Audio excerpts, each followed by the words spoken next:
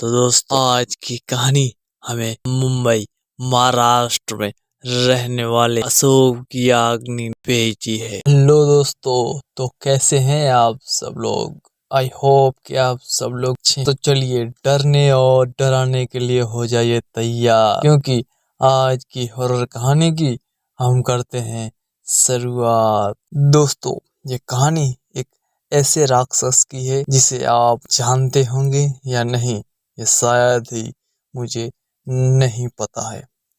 उस राक्षस का नाम है ब्रह्म राक्षस। दोस्तों भूत प्रेतों में भी कई तरह के नाम होते हैं। उनके नाम जैसे कि भूत, प्रेत, पिशाच, राक्षस, डायन, चुड़ैल जैसे और बहुत से नाम होते हैं। तो दोस्तों मैं आपका ज्यादा टाइम ना लेते हुए बढ़ते हैं आगे। दोस्तों ये कहानी हमारे गांव जिनका नाम है राम जी, लोग उन्हें शर्मा जी भी कहकर बुलाते। उनके घर के कुछ दूर खेत था। उस खेत पर एक बहुत ही विशाल, बहुत ही बड़ा एक पीपल का पेड़ था। बहुत साल पुराना था। कुछ टाइम के बाद उन्होंने उस खेत पर घर बनवाने की सोची। पहले वाला घर अब उन्हें बहुत ही छोटा होने की वजह से उन्हें खेत पर घर बनाने की सोची। तब उन्होंने उस पीपल के पेड़ को काट कर अपना घर वहां पर ही बनवा लिया। कुछ दिन तो सब कुछ नॉर्मल चलता रहा, पर अचानक कुछ दिनों बाद शर्मा जी के बड़े बड़े परेशान रहने लगे। वो कभी पूजा करते थे तो कभी नहीं। तो उनकी बीवी ने उनके बदले स्वभाव को देखते हुए उनसे आखिरकार एक बार पूछ लिया कि तुम पूजा भी नहीं करते, आजकल बदले बदले से रहते हो, कभी बच्चों को डांट देते हो तो कभी मुझे, आखिरकार तुम्हें हुआ क्या है? तब शर्मा जी के चेहरे पर एक हल्की मुस्कान आई और वो कहने लगे कि मेरे घर को तोड़कर अपना घर तो बना लिया, और इससे क्या पूजा करने जरूरत है? सब कुछ मैं ही हूँ भगवान, इसे पूजा करने की कोई जरूरत नहीं है। वो कभी दांत मिसते, कभी बड़े प्यार से बोलते, कभी आंखें लाल तो कभी सही हो जाती। बीवी को अब धीरे धीरे शक हो गया कि जरूर किसी भूत प्रेत का साया है, और वो बातें ऐसी किया करते हैं जैसे कि वो दो लोग हों। तब शर्मा जी ने उनको बिठाकर आसान लगाकर तब हनुमान चालीसा पढ़ने लगी। सोच रही थी कि अगर कोई भूत प्रेत होगा हनुमान चालीसा सुनने के बाद भाग जाएगा, पर शर्मा जी पर इसका कोई भी असर नहीं पड़ा। वो एक टक लगाए देख ही जा रहे थे।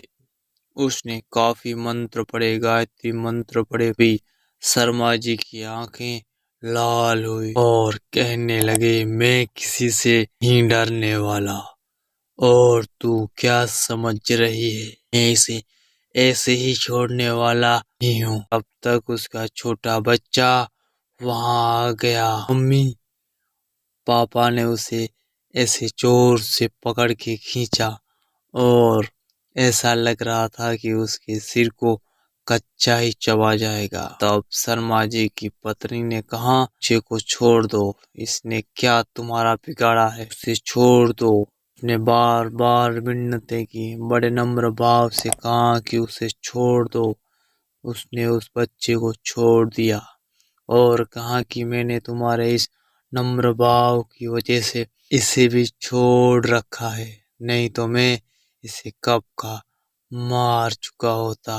उसने फिर पूछा कि तुम कौन हो और मेरे पति को तुमने क्यों वश में करके रखा है? आप हमसे क्या चाहते हो? आखिरकार आप हो कौन? तब उसने कहा अगर अपना भला चाहती हो तो पीपल के पेड़ लगाओ, जितने भी हो सके सिर्फ पेड़ लगाओ, फिर मैं बताऊंगा कि मैं कौन हूँ और फिर मैं चला भी जाऊंगा। तब तक शर्मा जी की बीवी ने 101 पेड़ पीपल के लगाए।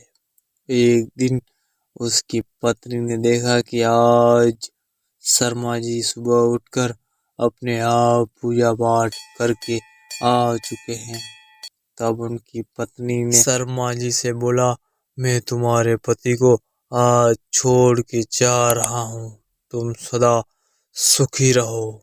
तुम्हारे आचार और विचार बहुत ही सुंदर और अच्छे हैं। मैं एक ब्रह्म राक्षस, वैसे मैं किसी को भी नहीं छोड़ता और ना ही किसी से भी डरता हूँ।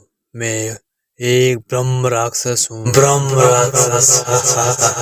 तुम्हारे पति ने मेरे पीपल को काट दिया था, इस पर मैं हजारों सालों से रह रहा था। मुझे अब गुस्सा तो आएगा ना, पर मैं तुम्हारी अच्छाई के कारण मैंने इन्हें छोड़ दिया। तुम्हारे पति को छोड़कर अब मैं जा रहा हूँ। शर्मा जी अचानक सही हो गए। तब शर्मा जी की बीवी की आंखों में अब आंसू निकल पड़े। बुरे के साथ अगर तुम बुरा करोगे और अच्छे के साथ अच्छा करोगे तो एक दिन वो भी अच्छा ही हो जाएगा। तो दोस्तों, ये कहानी आपको कैसी लगी? ये कहानी एक ब्रह्म राक्षस की। अगर आप भी हमें कोई हॉरर स्टोरी शेयर करना चाहते हैं तो आप हमें हमारे ईमेल पर स्टोरी आप शेयर कर सकते हैं।